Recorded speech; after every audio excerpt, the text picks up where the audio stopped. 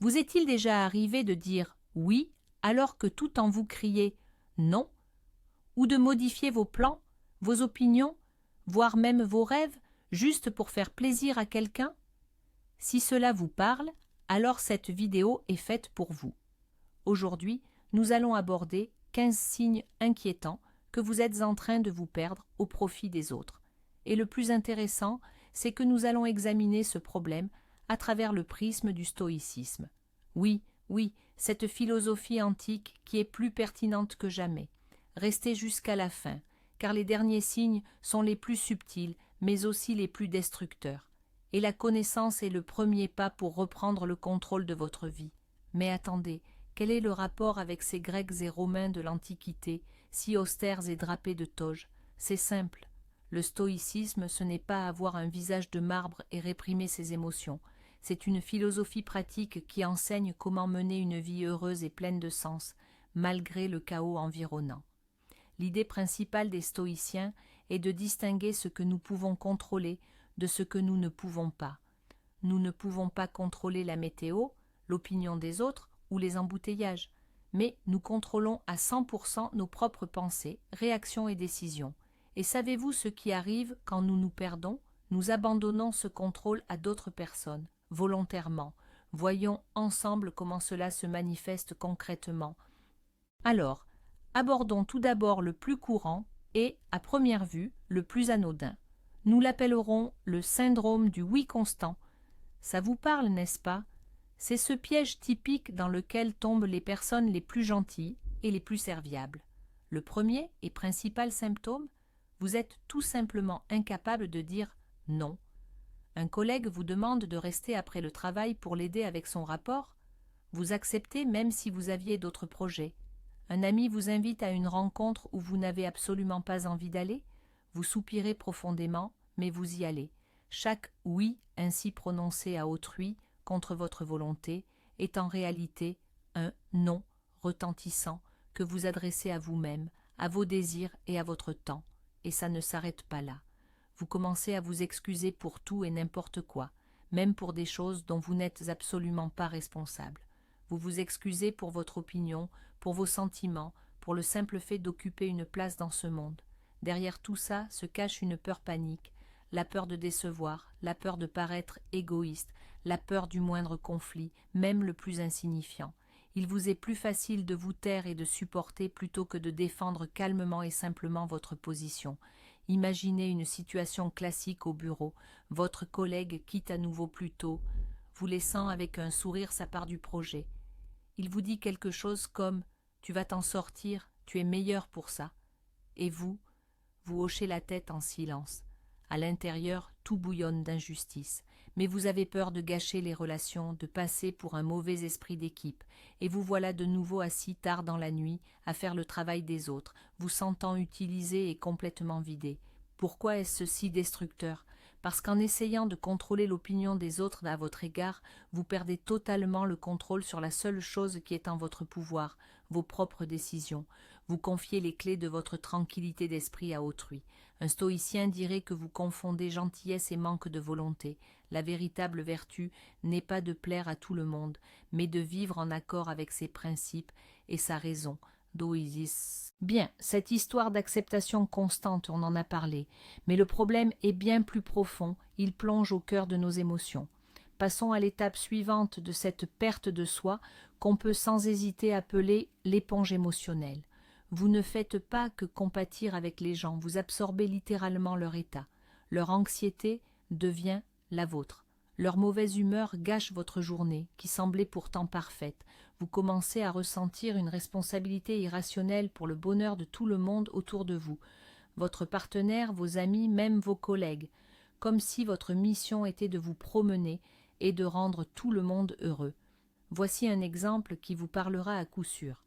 Vous avez passé une excellente matinée, pleine de force et d'énergie, et là, votre ami, éternellement mécontent, vous appelle.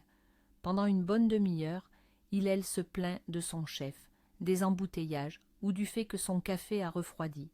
Vous écoutez attentivement, l'encouragez, lui donnez des conseils. Au final, elle s'est peut-être sentie un peu mieux et a continué son chemin, l'esprit tranquille.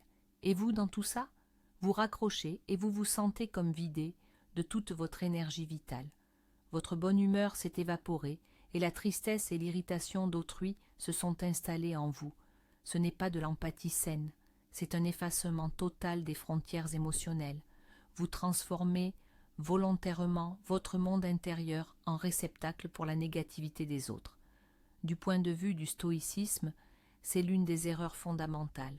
Vous tentez de contrôler ce qui ne dépend pas de vous, les sentiments d'une autre personne, et ce faisant, vous perdez totalement le contrôle de votre propre sérénité, la seule chose que vous possédez réellement. Vous sacrifiez votre harmonie en échange de l'illusion de pouvoir réparer l'humeur d'autrui. Si les 2 premières étapes consistent à renoncer à ses désirs et à ses émotions, la suite est bien plus troublante. Vous commencez alors à renoncer à votre propre identité. Nous appellerons cet ensemble de comportements l'effet caméléon. Il ne s'agit plus simplement d'acquiescer ou de faire preuve d'empathie. Vous commencez à vous transformer activement pour vous conformer aux attentes de votre entourage. Soudain, vous vous mettez à écouter de la musique que vous n'aimez absolument pas, juste parce que votre nouveau partenaire l'écoute. Vous devenez un fervent admirateur d'une série que vous trouvez ennuyeuse, car tous vos amis en parlent. Vos opinions politiques, vos passe-temps et même vos rêves, tout cela devient malléable et s'adapte à la personne dont vous recherchez l'approbation à ce moment précis. C'est à ce stade que beaucoup commettent une erreur fatale, en qualifiant cela de souplesse de caractère ou de capacité à être sur la même longueur d'onde. Mais soyons honnêtes, ce n'est pas de la souplesse, c'est de l'auto-effacement. La souplesse, c'est quand, tout en restant vous-même, vous explorez de nouvelles choses avec intérêt. L'effet caméléon, c'est lorsque vous vous effacez pour y dessiner la copie d'une autre personne. À un certain point, vous vous arrêtez et vous vous posez une question simple. Qu'est-ce que je veux vraiment? Quelle nourriture j'aime? Quel film ai-je envie de regarder ce soir? Et en réponse, le silence, le vide. Vous vous êtes tellement habitué à vous orienter vers les goûts des autres que vous avez tout simplement oublié les vôtres. Pour un stoïcien, ce serait le pire des états possibles, leur objectif principal étant de vivre en accord avec leur propre nature. Or, quelle nature pourrait avoir un caméléon?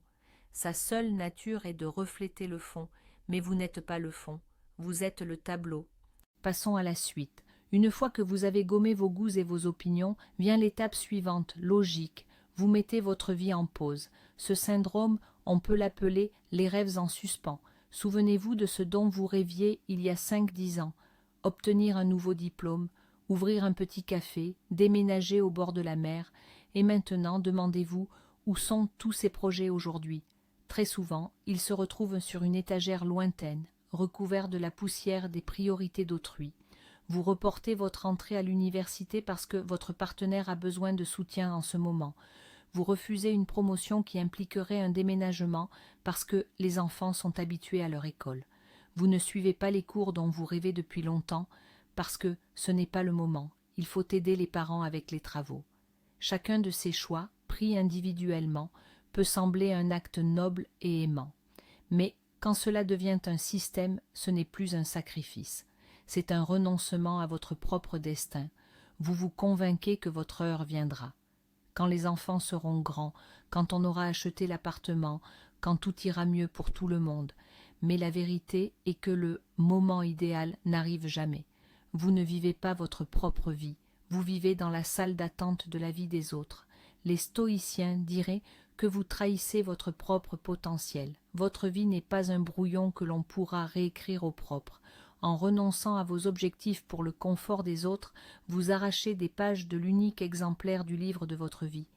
Et un jour, vous risquez de découvrir qu'il n'y reste plus de chapitre sur vous.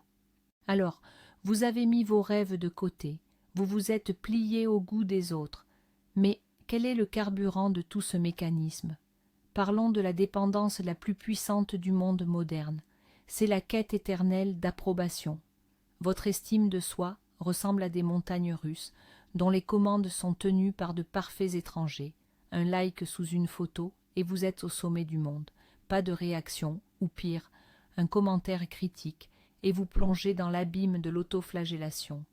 Vos décisions sont prises en vous demandant constamment « Que vont penser les gens? Est-ce qu'ils vont aimer ça? Ne vais-je pas être jugé ?» Votre propre opinion sur vous-même devient secondaire, voire insignifiante. Ce qui compte, c'est votre reflet dans le regard des autres. Vous achetez des vêtements non pas pour vous, mais pour impressionner.